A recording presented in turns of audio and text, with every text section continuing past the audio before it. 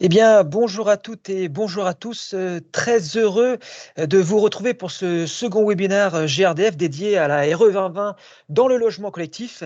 Un véritable succès puisque vous êtes plus de 1400 inscrits au dernier pointage. Donc, merci à tous les présents, merci à tous les inscrits. Merci à toutes les personnes présentes pour votre ponctualité. Je profite de cette première minute pour vous donner les premières règles d'usage et informations logistiques. Vous avez un chat à votre disposition. N'hésitez pas à l'utiliser pour poser toutes les questions. Toutes les questions seront bonnes à prendre. Soit on y répondra directement via Clément et Mélissa qui sont en régie, que je salue au passage. Bonjour Clément, bonjour Mélissa. Soit on y répondra pendant cette heure en votre compagnie. Soit, quoi qu'il arrive, rassurez-vous, vous recevrez l'ensemble des réponses via une FAQ par email. Dans cet email, vous aurez aussi la possibilité de revoir ce webinaire puisque ce webinaire est enregistré et le replay vous sera envoyé. Dernière information, je suis le maître du temps. J'ai cette lourde tâche de respecter le timing, de finir vers midi, enfin à midi, pardon. Donc, malgré un sujet dense et complexe, donc je m'y engage à vous libérer pour la pause déjeuner. Je me présente, c'est important. Ludovic Gutiérrez, je suis responsable grand compte chez Cegibat, animateur de cette table ronde virtuelle et très heureux d'être avec vous ce matin pour parler d'un sujet très intéressant et qui va arriver très rapidement puisque la RE 2020 va rentrer en vigueur au 1er janvier 2022. On ne vous avait pas menti, lors du précédent webinaire en mai dernier, GRDF accompagne l'ensemble des acteurs de la filière sur cette évolution réglementaire, puisque nous sommes à J-39 avant l'entrée en vigueur de cette réglementation environnementale 2020. L'échéance se rapproche, vous l'avez compris, on ne peut plus reculer. Les textes ont été publiés durant l'été, on y reviendra dans la première partie. Amis de la filière, est venu le temps de mettre en œuvre cette réglementation environnementale dans vos projets. Et pour ce faire, nous allons balayer le sommaire de cette émission, de ce webinaire. 4 parties. Quelles évolutions depuis les différentes annonces gouvernementales, durant l'été, beaucoup de communication a été faite en la matière.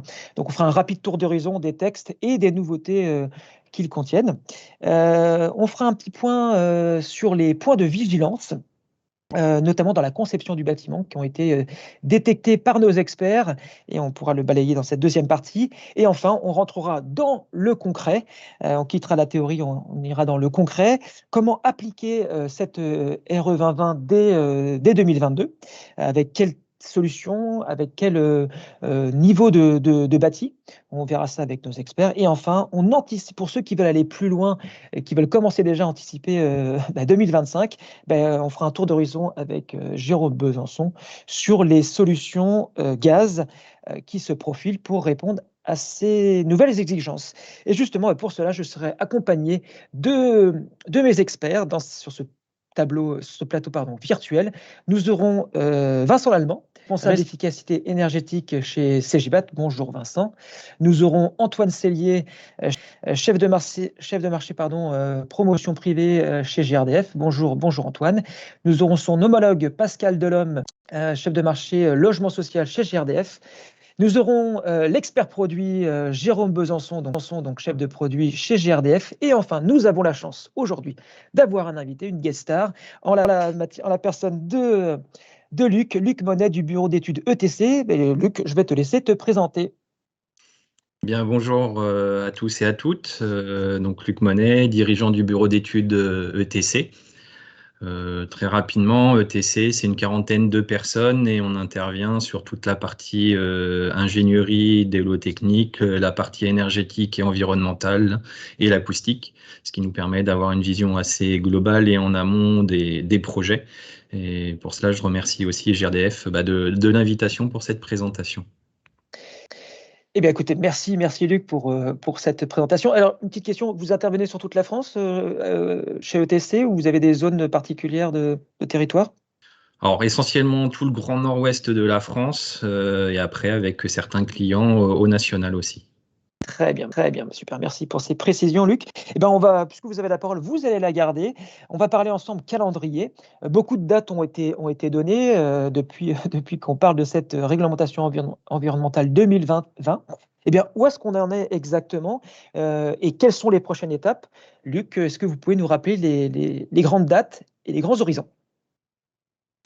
Alors, pour passer sur le planning, Oui, sur la si slide on suivante, voilà, merci, euh, merci la bah, régie.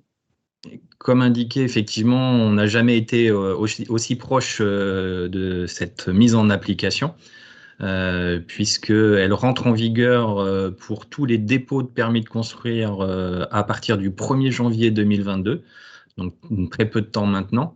Et ça sera une première application pour la partie résidentielle dans un premier temps. Et on va avoir un décalage d'application, comme on a pu le connaître sur d'autres réglementations, qui vont s'appliquer à la partie bureau et enseignement pour le 1er juillet 2022. Donc on voit déjà ce décalage. Et pour le moment, on n'a pas encore toutes les dates définitives d'application pour tout ce qui va concerner le reste des tertiaires.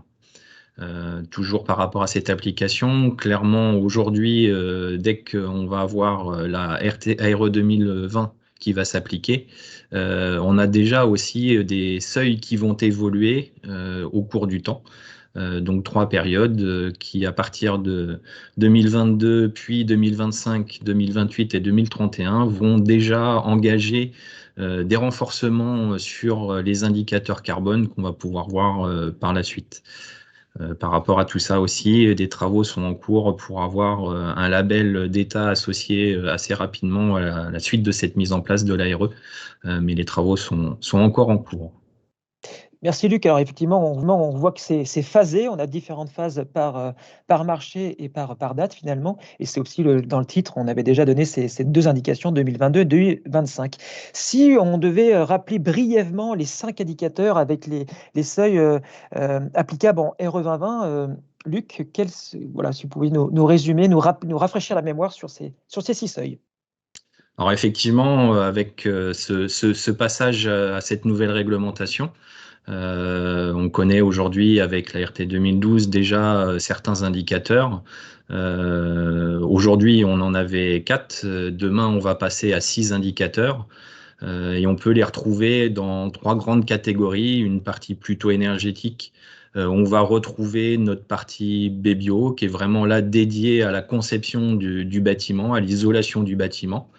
Et des grandes tendances qu'on peut retrouver par rapport à ce qui se passe aujourd'hui en RT 2012, c'est plutôt qu'il faut aller chercher un gain entre 25-30% de renforcement du BBio pour espérer avoir un BBio conforme en RE 2020. Dans ces coefficients, ces indicateurs énergétiques, on va retrouver les indicateurs de consommation, ce qui est appelé CEP, qui est le même qu'aujourd'hui. Là aussi, un effort complémentaire est demandé pour atteindre ces cibles. Et puis, on a un nouveau coefficient qui reste sur les consommations, qui est appelé CEP NR. Et cette notion de NR, c'est pour non renouvelable. En fait, on va essayer, au travers de cet indicateur, de pousser plutôt à l'utilisation des énergies renouvelables. Là encore, c'est pas une obligation. Clairement, c'est plutôt une incitation à tendre vers ces énergies-là.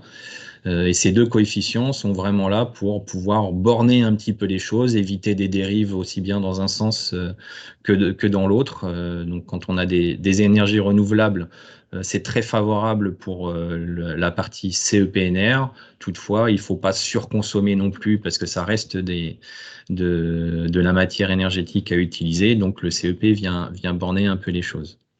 Là, Alors on Luc, reste. Luc, je Pardon. me permets une petite question. Vous disiez que le BBO et les CEP étaient dans la même tendance, mais je sais que j'ai cru comprendre que finalement, quand même, les hypothèses de calcul RT 2012 étaient différentes pour le CEP et pour le BBO qu'en RE 2020. Est-ce que vous me confirmez cette information? Ouais, tout à fait. En fait, c'est plutôt des indicateurs qu'on connaît, les noms, on les connaît. Effectivement, les règles ont un petit peu évolué. Ou pour la partie des besoins, donc la partie BBio, on va avoir un besoin de rafraîchissement qui est pris en compte de manière fictive mais systématique.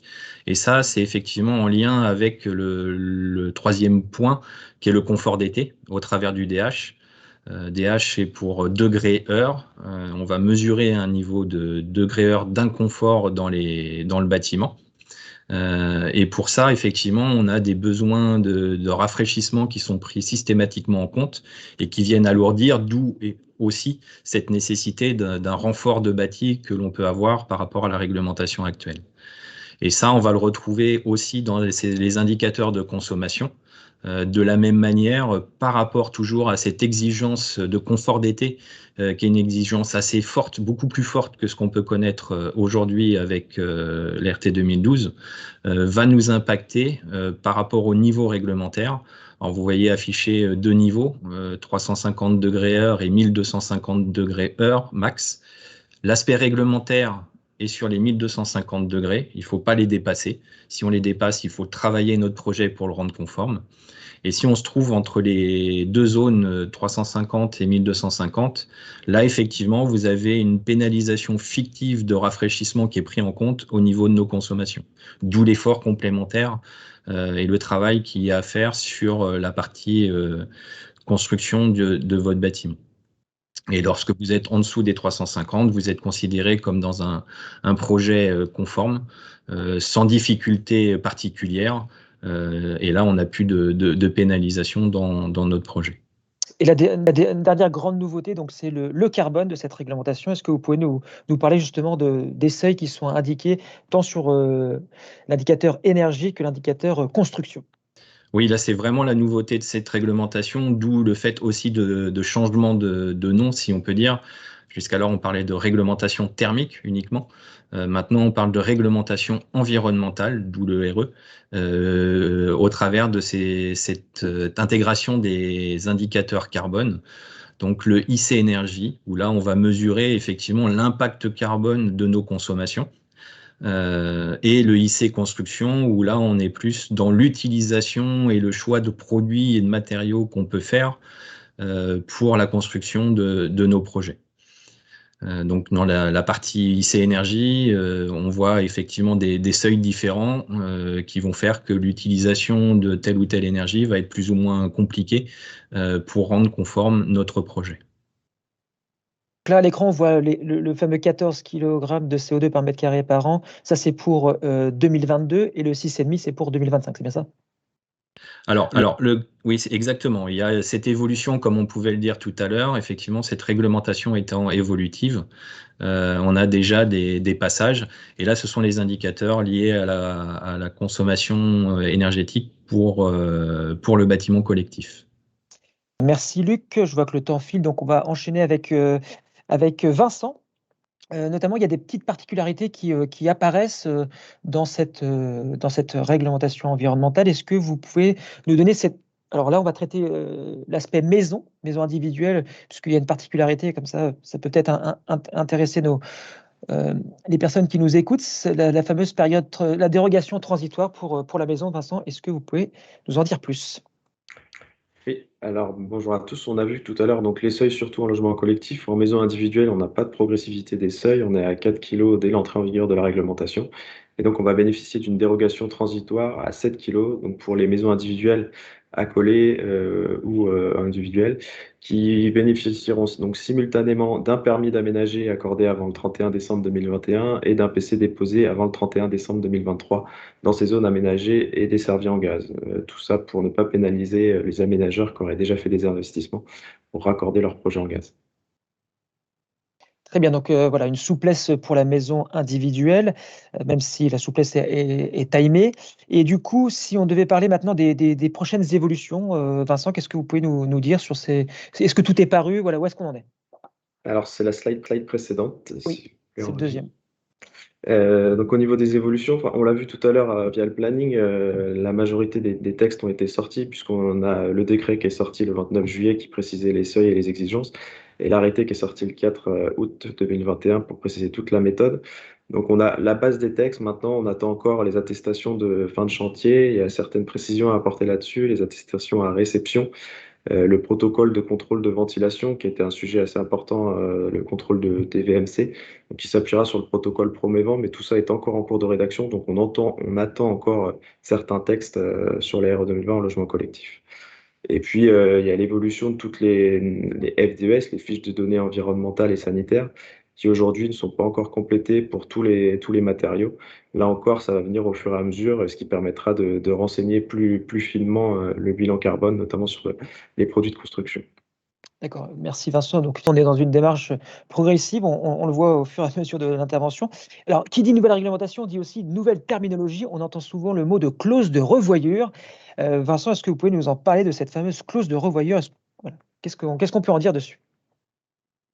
Donc effectivement, la clause de revoyure, c'est la slide suivante, s'il vous plaît. Donc c'est une clause qui a été intégrée à la RE 2020 à la demande de la filière pour pouvoir justement faire en sorte que la réglementation soit évolutive. On l'a vu à travers les seuils 2025, 2028, 2031. L'exemple le plus concret de cette clause de revoyure, ça va être la création d'un observatoire national des bâtiments, où donc les promoteurs vont être invités à venir déposer leurs projets pour pouvoir suivre ces projets tout au long de l'application de la RE 2020 et peut-être venir apporter des modulations sur certaines exigences ou en tout cas s'adapter s'il y a une trop grosse différence entre la partie théorique et la partie pratique. Une autre partie donc, qui va faire que cette réglementation va être évolutive, ça va être l'intégration des innovations. Donc, on la connaissait déjà en RT 2012 via les titres 5. Là encore, cette procédure est reconduite en RE 2020 avec une possibilité donc, de déposer des titres 5 pour les innovations système, qui devra auparavant faire l'objet de 3 titres 5 opérations avant de pouvoir déposer un titre 5 système. Donc, voilà, on voit que la réglementation va être évolutive et que tout ça va être pris en compte au travers de différentes procédures. Merci Vincent et Luc pour ce rappel et ces précisions sur les nouveautés. Maintenant, mais là, on rentre tout progressivement dans la pratique. On avait parlé de points de vigilance. Vous avez expérimenté sur certains bâtiments le référentiel RE 2020. Et justement, Luc, est-ce que vous pouvez nous parler des 5 points de vigilance que vous avez identifiés lors des premiers tests que vous avez réalisés? Oui, aujourd'hui, si on peut basculer, on a essayé justement de mettre un peu en avant autant que possible des grands points importants pour avoir en tête les leviers et les préparations qu'il faut avoir par rapport à cette réglementation. On a essayé de les regrouper au sein de 5 points de vigilance. Et pour passer sur le premier, qui est la compacité. Clairement, rien n'est interdit. Par contre, ce qui est clair, c'est que le schéma est assez représentatif, c'est justement de cette non-compacité et qu'il est important, effectivement, architecturalement, de trouver le meilleur compromis entre les obligations que peuvent avoir les architectes par rapport au PLU et toutes les contraintes qu'ils ont en fonction des terrains, de trouver la meilleure compacité possible, ce qui nous permet effectivement d'avoir un travail et des performances meilleures sur la partie du BBio, donc du bâti.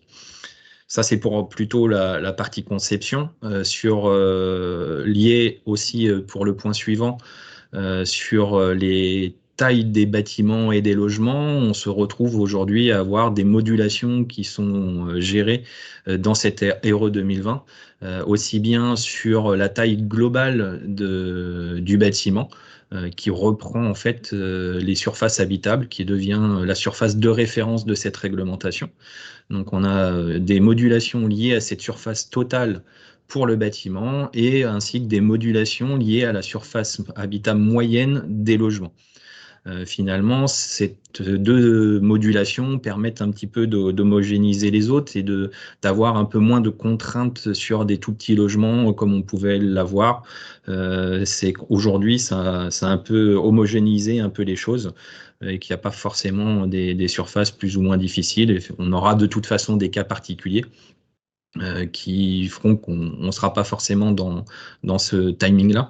Mais en tout cas, ça a un peu homogénéisé les choses. Effectivement, là, on parle de tendance OP et du coup, voilà, après, c'est la pratique qui donnera la vérité sur le projet. Si on passe maintenant sur l'indicateur, le point de vigilance numéro 3, les zones climatiques. Oui, on retrouve toujours les 8 zones que l'on peut connaître dans la réglementation actuelle. Là, 3 grands points sont à ressortir quand même par rapport à cette évolution réglementaire. D'où, et en premier lieu, on l'a mis en premier, c'est cette notion de degré-heure qui vient de quand même être très impactant et essentiellement pour les zones du bassin méditerranéen, qui est presque l'indicateur principal, c'est ce confort d'été qu'il va falloir travailler en premier pour arriver à rendre conforme le projet.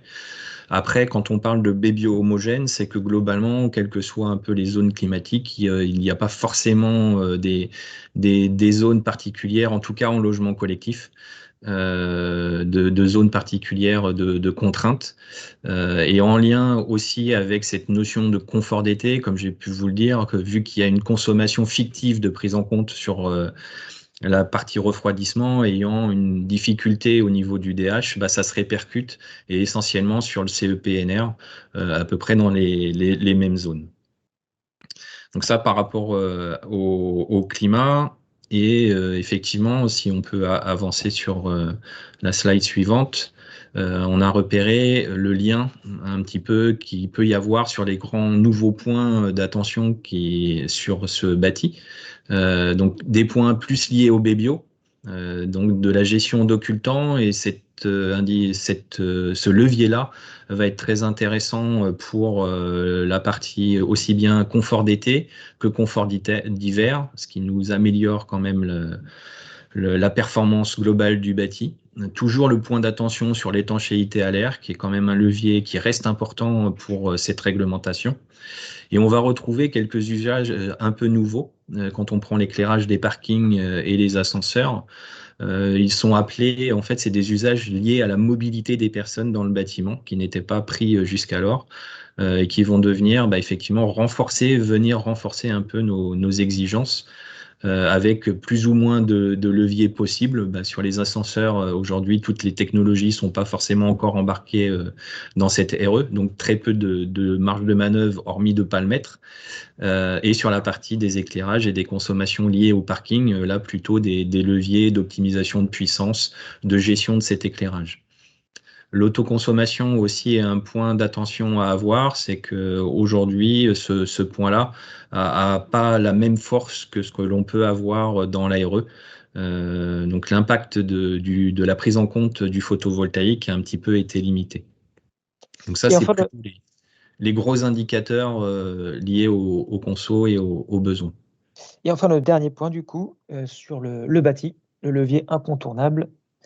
Exactement. C'est vrai qu'on s'aperçoit vraiment avec cette réglementation que le pas a été renforcé sur la prise en compte du bâti de nos besoins finalement, sur ce qui est assez logique, sur le renforcement assez global de tous les points d'isolation du projet, que ce soit les murs, les planchers, les plafonds, et un gros poste aussi qui reste le traitement de ponts thermiques, qui reste important à traiter pour avoir quelque chose d'homogène sur le projet en termes de prestations de bâti et de performance globale sur le bâti. Merci Luc. Alors effectivement, on voit que le bâti a une contribution très, très importante à réaliser dans le cadre de cette nouvelle réglementation environnementale, tant sur l'IC construction que sur finalement le renforcement du bio. Et ça, c'est deux points essentiels qui vont rentrer en vigueur dès 2022. Donc l'énergie, on connaît bien, mais là, c'est vraiment le bâti où le marqueur est poussé. Du coup, si on devait poser la question sur les points de vigilance, est-ce que ça va changer la manière de travailler pour les maîtres d'ouvrage et les bureaux d'études? Vous, vos clients, comment ils appréhendent finalement cette RE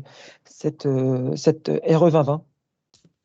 C'est clairement effectivement nécessairement une anticipation de choix, et nous, en tant que bureau d'études, au fur et à mesure de ces évolutions réglementaires, on s'aperçoit qu'on est de plus en plus présent en phase de conception. Et là, pour le coup, on reste dans cette idée-là, et c'est clair que le gros travail est sur cette phase-là pour justement avoir quelque chose d'optimisé et pouvoir déposer un permis un peu plus sereinement. Donc le travail en amont reste important, et il faut trouver le bon équilibre entre le besoin architectural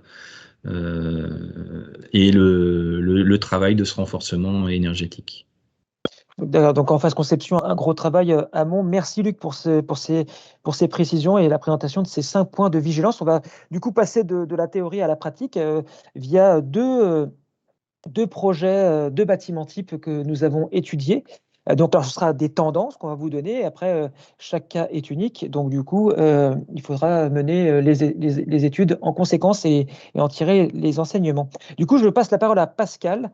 Est-ce que vous pouvez nous présenter les programmes que nous allons, étudier et vous présenter, en direct? Pascal, la parole est Merci Ludovic, oui, très rapidement, hein. Donc, même si le marché du logement collectif est assez hétérogène dans son ensemble, on a essayé de dégager 2 types de bâtiments qui nous semblent représentatifs des programmes construits actuellement par les promoteurs ou les bailleurs sociaux. Donc, 2 typologies. Une première est celle qui est utilisée par ETC dans le cadre de certaines études génériques. Donc, vous avez les principaux détails qui s'affichent à l'écran. Je vais reprendre les plus structurants. 24 logements, chaudière individuelle, double service. On est en zone H1A. On a un bâtiment R+5 sans sous-sol. En rez-de-chaussée, on va retrouver parking et commun. Une chab d'environ 1600 mètres carrés, une surface moyenne d'environ 67 mètres carrés, un niveau de prestation RT 2012 moins 20%, et en termes de mode constructif, on est sur du béton avec de l'isolation thermique par l'intérieur. Et en fait, ce bâtiment, vous allez voir par la suite, il a été retravaillé pour le transposer dans le cadre de la RE 2020. Ensuite, on a un second bâtiment. Donc, celui-ci, c'est plutôt un bâtiment GRDF qu'on utilise, en tout cas à CJBAT également pour produire des simulations réglementaires. Donc là, on a un bâtiment de taille supérieure, 34 logements. Là encore, en chaudière individuelle, double service pour coller à ce qui se fait aujourd'hui principalement sur ces marchés. On est dans une zone climatique différente puisqu'on est en H2B. On est en R+4 sans sous-sol. Une chab d'environ 2400 mètres carrés. Une surface moyenne de 71 mètres carrés, des prestations, là encore, améliorées par rapport à la RT 2012, puisqu'on a un BBO à moins 30. Et en termes de mode constructif, là, on a pris un procédé différent, puisqu'on est en briques avec isolation thermique par l'intérieur. Merci Pascal pour la présentation de ces 2 bâtiments types. Et justement, quelle est la stratégie, l'angle que vous avez retenu pour justement expérimenter sur ces 2 bâtiments? On a surtout intégré deux angles. Tout d'abord, un angle enjeu pour le maître d'ouvrage. Et là, on a focalisé sur 3 points. C'est-à-dire, premièrement, à court terme, comment respecter l'échéance 2022. En termes de conception, faut-il raisonner bâti et système ou plutôt bâti ou système? Et puis, on s'est aussi projeté dans un horizon de temps qui est celui du prochain palier réglementaire à l'horizon 2025, parce qu'on voit déjà se profiler certains encouragements à le faire, hein, notamment à travers l'appel à manifestation d'intérêt qui a été lancé par la Banque des Territoires et Action Logement, qui devrait être lancé en 2022 et qui va encourager en tout cas les organismes HLM à anticiper les seuils 2025, avec à la clé des subventions de l'ordre de 200 millions d'euros. On voit aussi, très récemment, on a vu évoluer, ou en tout cas, on a vu les pouvoirs publics préciser quelques éléments sur le Pinel+, et là encore, on risque d'être dans une anticipation d'échéance 2025, donc c'est pour ça qu'il est important de s'y projeter très rapidement. Et puis, le deuxième angle, ça a été celui des solutions. Et là, ce qu'on a étudié, c'est 7 scénarios gaz et également 2 scénarios électriques parmi les plus représentatifs du marché. Super, merci Pascal. Pascal, vous étiez très complet, très concis pour cette présentation. Du coup, je me tourne vers Luc, puisqu'on disait, on parlait du bâtiment type que vous utilisez chez ETC pour faire des simulations. Eh bien, Luc, quels sont les grands enseignements que vous retirez de l'entrée en vigueur de la RE 2020? Alors effectivement, c'est toujours compliqué de parler de bâtiment type puisque chaque projet est un peu différent. Là, ce qui était important de pouvoir montrer, c'est justement sur un cas qui reprend, comme on peut le voir, des prestations d'un projet qui est aujourd'hui existant en RT 2012. Si on peut passer sur la slide d'après. Donc on a repris ce descriptif bâti de base qu'on pouvait avoir. Ce qui nous semblait important, c'est que justement de montrer par rapport à ce que je pouvais évoquer préalablement, que les efforts qu'on avait à faire pour arriver à rendre conforme le BBO RE 2020, ce bâtiment est assez représentatif puisqu'on était déjà proche d'un BBO -30 et on s'aperçoit quand même qu'on a besoin d'avoir un renforcement important sur le bâti, comme on a pu l'évoquer, pour réussir à rendre conforme en termes de BBO le projet. Donc plutôt un renforcement, là aussi, comme je pouvais le dire, plutôt global, renforcement des parois verticales, mais aussi des planchers. Et un petit élément important qui a un impact sur la partie besoin, mais aussi consommation, c'est sur les commandes électriques des menuiseries, des coffres de menuiserie. Si on peut passer sur la suivante, ça va nous permettre de voir les résultats. Où là, globalement, on s'aperçoit qu'effectivement, notre BBO est conforme. On a ressorti de quelques solutions techniques gaz et on a mis en parallèle une PAC qui nous permet d'avoir la confirmation que les solutions passent encore en RE 2020. Une qui est sur la chaufferie collective où finalement l'impact de cette solution-là est essentiellement lié aux pertes de distribution qui sont hors volume chauffé. Malgré tout, on peut rendre conforme, si on passe sur la slide suivante, de montrer quand même que toutes les solutions, avec ce premier passage, cette première étape 2022, vont permettre d'être conformes à cette RE 2020, avec, en fonction des solutions techniques, plus ou moins un renforcement de bâti. Et que là, Alors, Luc, l'ensemble de nos indicateurs sont... Luc, on entend un petit peu tout et n'importe quoi sur effectivement le positionnement des solutions gaz en RE 2020 et finalement on se rend compte que avec le renforcement de bâti exigé, le BBO -30, les solutions gaz traditionnelles, chaudières individuelles et chaudières collectives passent le premier seuil 2022. C'est ça qu'il faut retenir comme message finalement. Exactement, vu les seuils qui nous sont demandés, on continue à avoir cette possibilité de mettre en œuvre les solutions gaz. Et même si on va aussi un peu dans l'anticipation justement de la phase prochaine, qu'on va pouvoir voir sur la slide suivante, sur le positionnement 2025. Alors là, effectivement, on voit que si on a des curseurs un peu plus importants, malgré tout, nos BBO restent conformes et le renforcement se joue essentiellement sur la partie indicateur carbone liée à l'énergie et à la construction. Et pour ce qui nous concerne le plus, c'est la partie énergie, où là, effectivement, ce renforcement de seuil nous permet de montrer que ça va être plus compliqué. Mais pour autant, si on passe à la solution suivante, malgré tout, là aussi, en travaillant le bâti, en optimisant aussi les systèmes, donc on a pu le dire jusque-là, le principal axe est de travailler le bâti, parce que c'est vraiment cette étape-là en premier qu'il faut travailler. Et derrière, en travaillant ce bâti correctement, on voit qu'on peut positionner quand même les systèmes en conséquence au travers de ce renforcement que l'on peut avoir. Donc effectivement, même sur sur la prochaine étape dans 3 ans, on voit que le positionnement des solutions gaz, effectivement plus seul, mais avec de l'hybridation et un renforcement de bâti, permettent de rester conforme à cette réglementation. Merci pour ces messages pleins de bon sens et optimistes. Et en fonction de l'entrée en vigueur des différentes exigences, on voit que beaucoup de solutions sont à disposition. Vincent, du coup, de votre côté, est-ce que vous, par rapport au bâtiment GRDF, comme nous l'a présenté Pascal, est-ce que vous faites les mêmes conclusions? Eh bien oui, même si on est sur une zone climatique différente, avec une typologie de bâti un peu différente aussi, les conclusions sont les mêmes. Si vous pouvez passer la slide suivante, s'il vous plaît. Ouais, donc ça c'est notre bâti. En fait, donc on l'a vu tout à l'heure, Pascal vous l'a dit, on était sur un BBO déjà un peu optimisé puisqu'on était sur un BBO RT 2012 moins 30%, donc on était presque proche d'un bâti RE 2020. Finalement, ce qu'on constate, c'est que pour une solution en chaudière individuelle, l'effort qui a été nécessaire pour faire passer ce bâtiment RE 2020, on est venu rajouter des planels sur les murs extérieurs et on est venu travailler sur les planchers en sous-sol en ajoutant 8 cm de polyuréthane. Et donc, c'est ces optimisations assez simples, on va dire, qui nous ont permis de faire passer le bâtiment en RE 2020, en tout cas sur les premiers seuils en 2022, et d'avoir la solution chaudière individuelle conforme.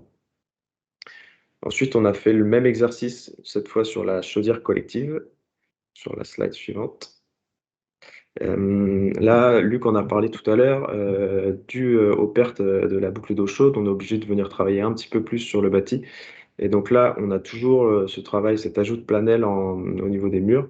Et cette fois, on est venu travailler sur les planchers intermédiaires en rajoutant 16 cm de polyuréthane sur ceux-ci pour avoir un bébio conforme qui nous permet de passer à la solution chaudière collective au seuil de 2022. Et alors du coup, Vincent, et là c'est mon moment préféré, puisqu'en préparant ce webinaire avec mes collègues, nous allons avoir ma slide préférée de cette heure. Est-ce que vous pouvez nous présenter le résultat et le positionnement des différentes solutions au regard de deux exigences, le CEP-ENR et la notion carbone, pardon. Ouais.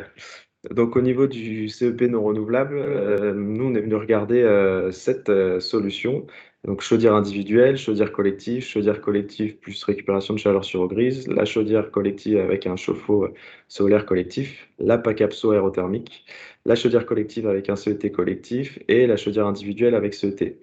Ce qu'on voit finalement, c'est que, donc, pour les expliquer, ces slides, en fait, on a étudié plus de 200 variations de bâtis pour chaque solution. Donc, c'est le nuage de points qu'on voit sur le côté gauche de ces formes de violon. La partie en violon représente la part de ces solutions. Donc, au seuil, par exemple, si on prend la première solution à 60, donc on voit que la partie la plus représentée est entre 60 et 65, et le petit train en pointillé, ça sera la médiane de ces valeurs. Donc on voit que le seuil 2022 du CEP non renouvelable, qui est matérialisé en rouge au-dessus, finalement, toutes nos solutions gaz le passent assez facilement sans trop de renforcement de bâti. Donc, sur ce point-là, nos solutions ne sont pas contraintes en 2022. Il n'y a pas de problème pour les solutions gaz. Sur la slide suivante, là, cette fois, on est venu regarder l'indice carbone énergie. Donc, pour chaque système énergétique, on reprend les mêmes que tout à l'heure. Même principe. Donc cette fois, on a matérialisé les deux seuils, le seuil 2022 en haut et le seuil de 2025 en bas. C'est ce qu'on vous présentait tout à l'heure à 14 et à 6,5. Donc on voit que 2022, là pareil, au niveau du carbone, il n'y a pas de problème. Toutes nos solutions passent. Et par contre, en 2025, eh bien, on voit qu'on sera obligé d'hybrider, donc avec des solutions mélangeant gaz et électricité. Donc notamment, il y a la chaudière collective plus CET collectif ou la chaudière individuelle plus CET individuel. Un autre enseignement de ces études, c'est que finalement, si on venait faire un parallèle avec l'étiquette DPE dont on entend beaucoup parler, peut-être que des solutions ramenant de la récupération de chaleur sur eau grise ou la PACAPSO pourraient permettre de venir chercher l'étiquette B dans un programme. Donc voilà, une multitude de solutions, dont certaines répondent déjà à la RE en 2025. Donc le gaz sera encore bien présent dans les bâtiments. Et on voit surtout la grande nouveauté, c'est à partir de 2025, et Luc et Vincent, vous l'avez dit, c'est l'hybridation, comme on le voit en maison individuelle aujourd'hui, on hybride des solutions, enfin il y a une présence d'énergie renouvelable et c'est la tendance qui va se dégager à horizon 2025 pour le logement collectif. Si je devais passer la parole à Antoine, puisque vous n'avez pas encore parlé Antoine, au vu de ces résultats encourageants, comment GRDF justement se positionne auprès de ses clients? Bien, nous nous positionnons en tant que, plus que jamais, énergéticien accompagnateur de la filière, parce que on voit bien devant ces études, le gaz a des solutions dans la RE20. On a des solutions, et ça, c'est une bonne nouvelle. C'est une bonne nouvelle pour les maîtres d'ouvrage, parce que la diversité des solutions, eh bien, c'est une garantie de faisabilité sur vos projets. Plus vous avez de solutions, plus il sera simple pour vous de trouver des optimums pour sortir vos projets, et on sait que c'est quelque chose qui n'est pas facile. Donc on est présent pour vous accompagner et vous montrer qu'il est encore possible, avec nos solutions, de sortir des projets de manière rentable, mais aussi responsable. Enfin, le gaz, il continue à exister dans les revins, et pour de bonnes raisons. C'est l'énergie efficace, hein, on le voit, c'est un service de puissance, et puis c'est de la sécurité et du confort. Et dans un avenir qui est quand même très incertain, hein, d'un point de vue énergétique, dans la transition énergétique et toutes les difficultés qu'elle implique, eh bien, cette garantie de sécurité, ça compte, surtout quand on parle d'investissement à long terme comme l'immobilier. Donc l'ambition de GRDF, c'est de vous accompagner, maîtres d'ouvrage, bureaux d'études, architectes, économistes, enfin tous les acteurs de la filière, parce qu'on est dans la courbe d'apprentissage de cette RE20. Et nous, on a à cœur de vous présenter ces solutions. Donc aujourd'hui, sur le logement collectif, on a déjà 9 solutions à vous proposer. Et sur la maison individuelle, on a aussi une solution, hein, c'est la PAC hybride gaz, qui respecte les seuils de la RE 2020, qui est donc aussi une solution pour la maison dès 2022.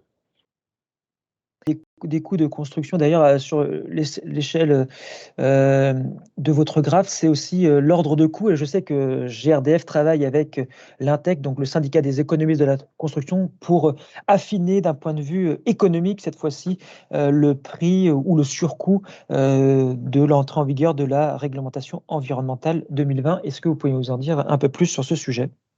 Alors là, effectivement, j'ai repris le graphique qu'a présenté Vincent juste avant, et en fait, on l'a étalé, on a rajouté la dimension économique. Donc le nuage de points dont parlait Vincent tout à l'heure, on l'a tartiné, hein, en abscisse, on a mis les coûts de construction, et donc ça nous permet de voir un peu les 200 scénarios de bâti, et là, le trait qui est au milieu, c'est le seuil du carbone 2025. Donc on voit que autour de ce seuil 2025, avec une solution hybride gaz, chaudière collective, CET collectif, hein, c'en est une parmi d'autres, on voit bien que quelles que soient les solutions de bâti, on est sur le seuil. On est sur le seuil. Bon, ok, ça varie autour de 1 kg, il y a des optimisations à faire, c'est une étude paramétrique. Mais enfin, on voit bien que quelles que soient les solutions de bâti, dans toutes les solutions de bâti avec une solution hybride, on arrive à respecter, à faire du bas carbone. Donc ça, c'est quand même une bonne nouvelle, parce que pour les maîtres d'ouvrage, ça leur permet de travailler les optimums technico-économiques. Et on voit bien qu'il y a encore des arbitrages à faire, d'où cette nécessité d'un accompagnement plus près du terrain. GRDF, je sais que souvent nos partenaires nous disent que GRDF, c'est un acteur majeur pour monter en compétence la filière dans les territoires et aussi au national. Donc, c'est tout à votre honneur.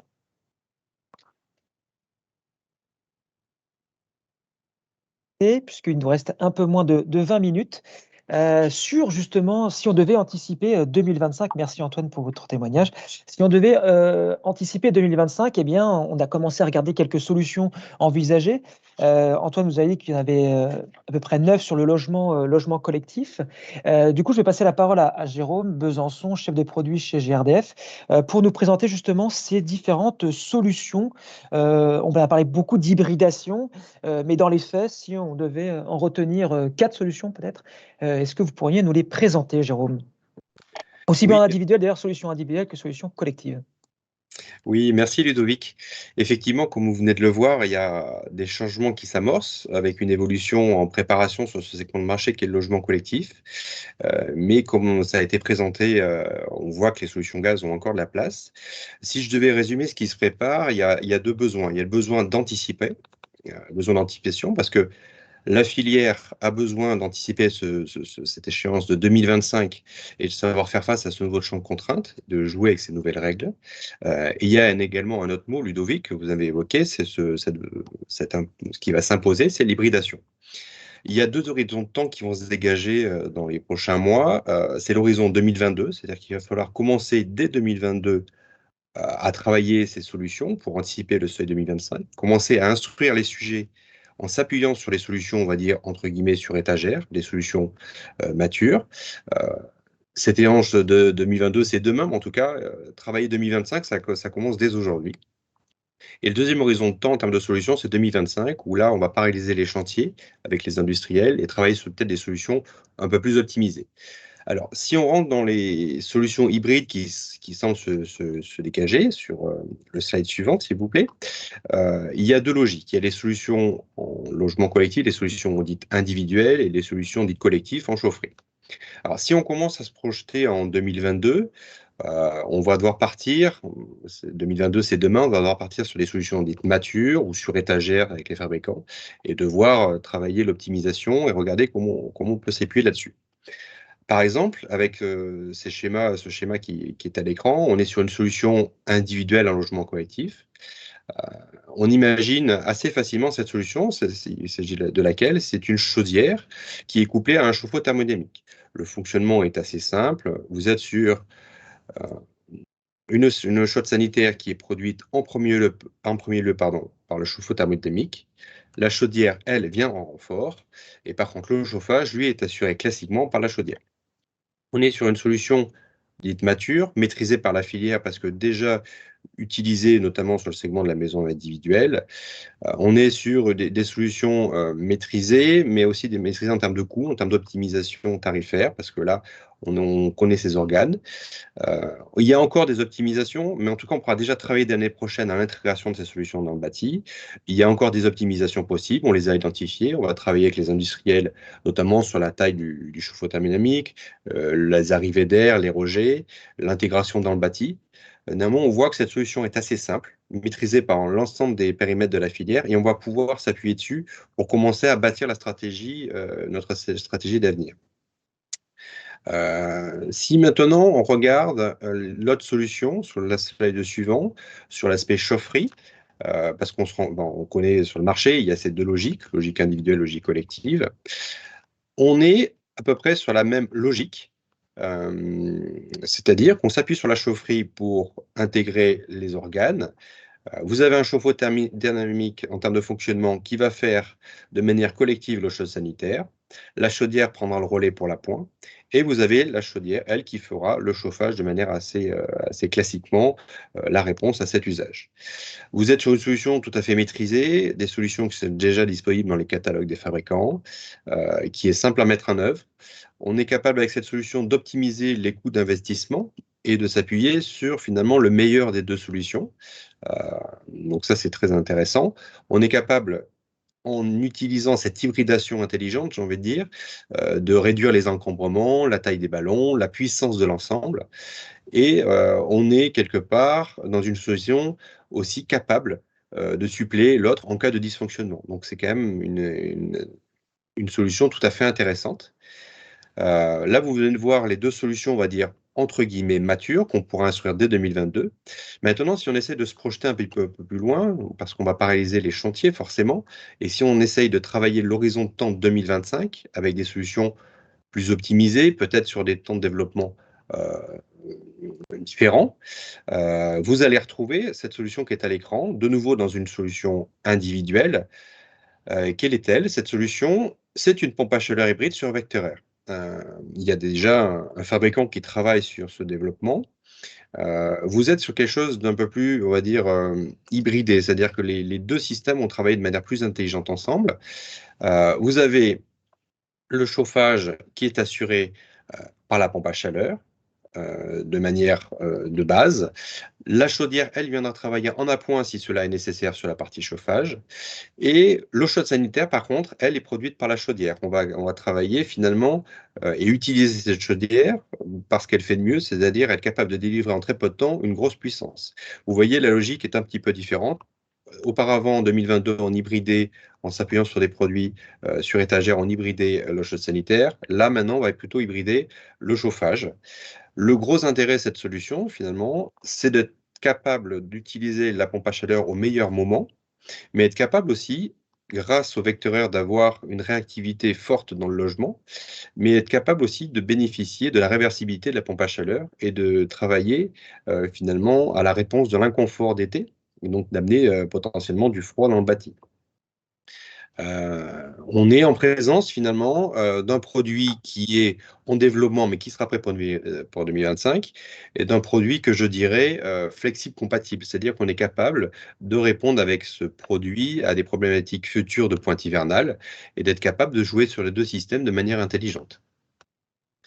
Vous allez retrouver sur le slide suivante, si on passe sur une logique collective, finalement sur un peu la même logique, c'est-à-dire que vous êtes sur une pompe à chaleur hybride, mais sur une solution chaufferie. Vous allez avoir, dans la même logique, une pompe à chaleur qui va faire en base à la fois le chauffage et les choses sanitaires. La chaudière, elle, viendra faire l'appoint en fonction des besoins sur les deux usages.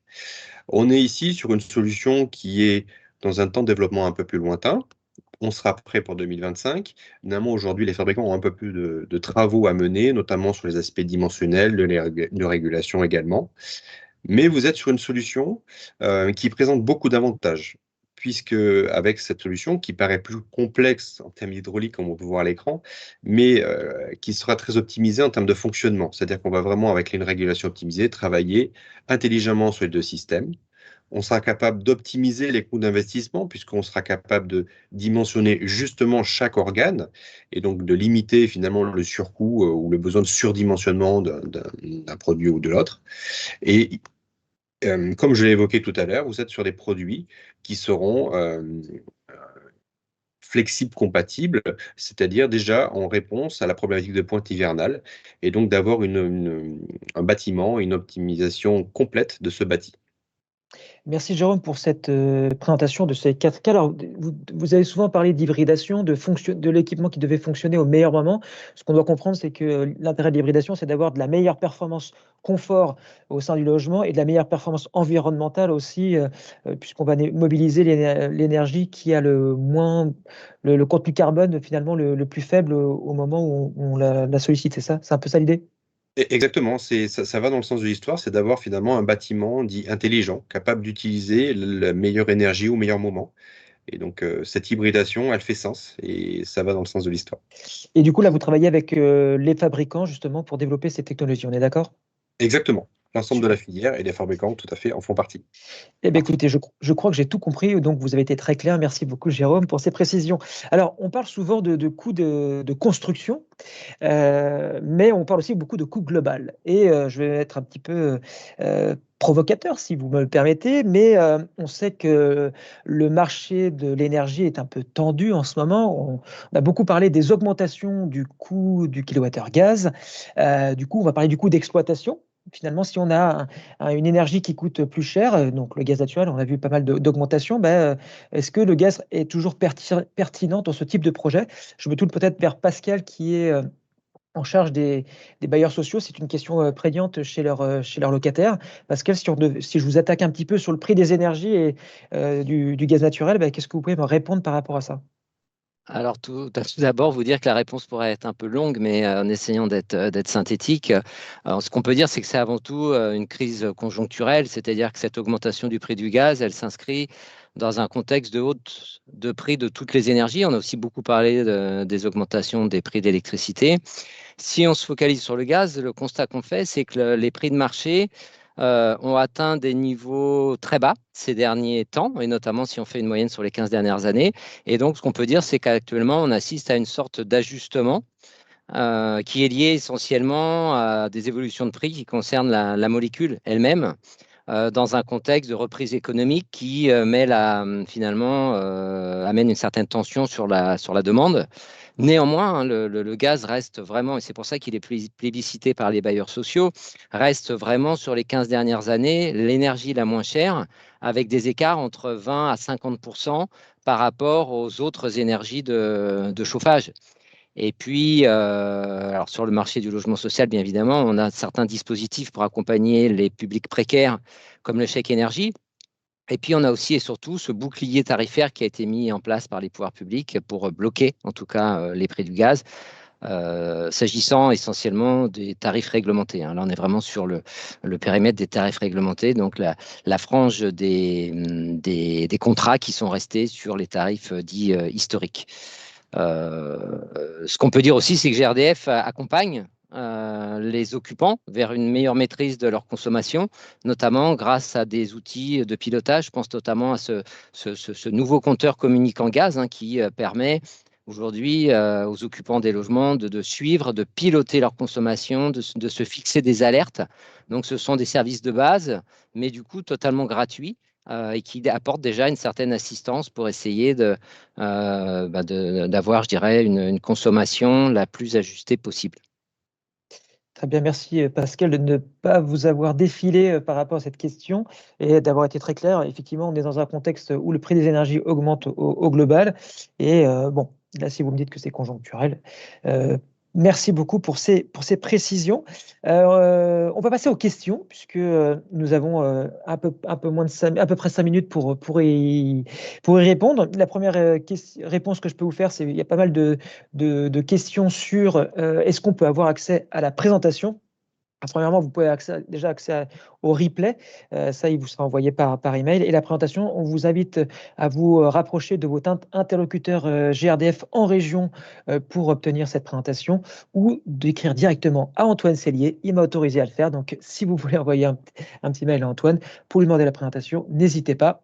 On vous précisera peut-être son adresse mail dans un second temps. Si on devait, ça c'était parce qu'il y a eu pas mal de demandes sur cette question-là. Maintenant, si on devait commencer à regarder les questions, il y en a, apparemment le chat a été très très dynamique et je remercie Clément et Mélissa pour leurs envois des questions à poser en direct. Une première sur l'hybridation. Je la pose à qui veut bien la prendre. Ces solutions hybrides sont pénalisantes pour les aspects entretien et abonnement. Le gain énergétique est-il suffisant pour compenser les surcoûts? Alors, on est encore sur du coût global, performance énergétique. Qui peut prendre cette question? Est-ce que peut-être Jérôme, Vincent? Oui, je peux tenter une réponse. Alors effectivement, je comprends la question sur les aspects pénalisants. Après, il faut voir aussi qu'il y a lorsqu'on hybride un bâtiment, lorsqu'on hybride les usages, il y a tout un aspect dimensionnel amont où on est capable d'optimiser finalement les deux systèmes et de limiter les puissances, donc de limiter les surcoûts d'investissement initiaux. Et donc, dans la problématique de fonctionnement, on est capable après d'utiliser finalement l'énergie au meilleur moment, donc aussi potentiellement avec des signaux tarifaires, donc finalement utiliser l'énergie là où elle coûte le moins cher et on l'utilise.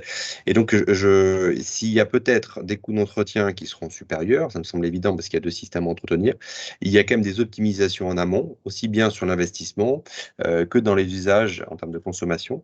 Et donc on aura un bâtiment énergétique qui sera optimisé. Merci Jérôme pour cette réponse. Et du coup, là, on parle d'hybridation, donc deux systèmes. Mais du coup, qui dit deux systèmes dit deux types de. Enfin, quel dimensionnement, quelle puissance. Quelle est la part d'appoint du gaz? Quelle puissance on va donner à cet appoint gaz? Et finalement, quel pourcentage de consommation on voudrait? Dans les dimensionnements, comment ça se passe? Peut-être Jérôme ou je sais pas en complément, qui peut parler de cette réponse?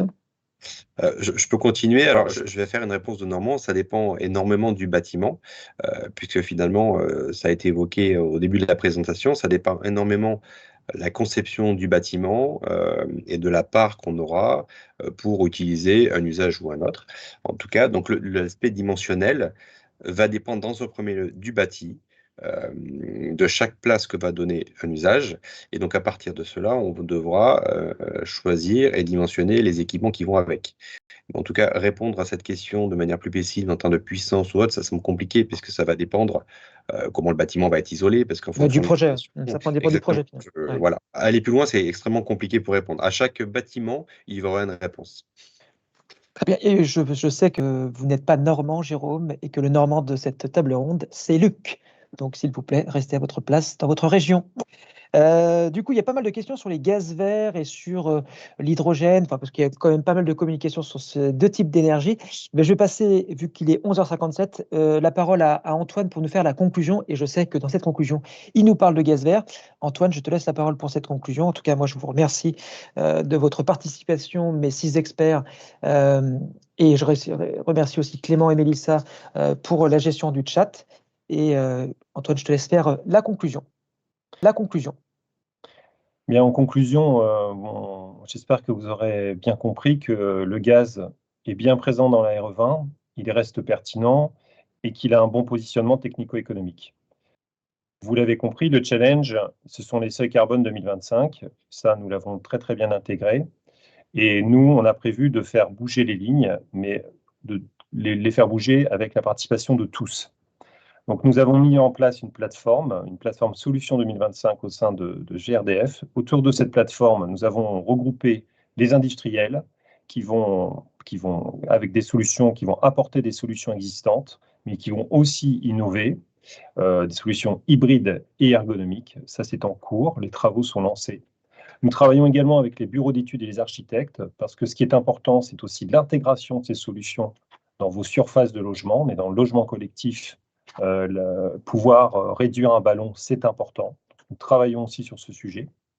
D'autre part, nous restons présents auprès des maîtres d'ouvrage sur la communication, sur les explications. C'est important parce qu'il faut aussi expliquer qu'on construit la ville bas carbone. Et ça, c'est important de communiquer. Ce n'est pas tout d'avoir le savoir-faire, il faut aussi le faire savoir. Continuons à travailler là-dessus. Et enfin, au sein de cette plateforme des solutions 2025, nous considérons que le gaz vert est aussi une solution. Nous continuons d'apporter auprès des pouvoirs publics. Il y a eu un recours qui a été déposé il n'y a pas longtemps auprès du Conseil d'État. Le gaz vert est une énergie renouvelable, bas carbone, disponible, qui passe dans nos tuyaux. Pourquoi en priver le logement neuf? Pour nous, ça nous semble une injustice. Il faut la rétablir et nous continuerons à réclamer cette intégration du gaz vert, puisqu'avec 60% de gaz vert dans votre chaudière, vous respectez les seuils 2025. Après 2025, ce n'est qu'une étape, parce que nous voyons beaucoup plus loin. Nous préparons déjà 2050, et nous avons également lancé au sein de GRDF une plateforme hydrogène. Cette plateforme hydrogène, nous sommes en train de travailler avec toute la filière gaz sur comment on va l'amener, comment on va le distribuer. Il sera mélangé avec notre gaz dans le réseau. Il y aura aussi des réseaux dédiés 100% hydrogène. Tout cela est lancé aussi au niveau européen. Donc les travaux sont lancés et nous sommes en train d'y travailler.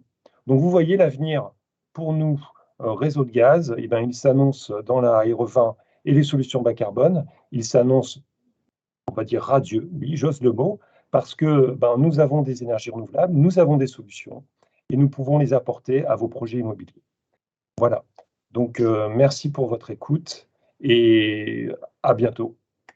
Eh bien, à bientôt, pas bien dire, puisqu'effectivement, c'était le deuxième webinaire et il y en aura un troisième. Donc, restez connectés sur les réseaux sociaux, sur l'actualité GRDF, puisque nous reviendrons sur la toile pour continuer à vous alimenter en informations sur les sujets réglementaires, comme nous l'avons fait aujourd'hui. Je vais clôturer. Donc, du coup, il est 12h01. Je vous souhaite une excellente journée. N'hésitez pas à diffuser le replay dans vos entourages respectifs. C'est toujours intéressant et bon à prendre comme information. Je vous souhaite une excellente journée, un excellent appétit. À très bientôt.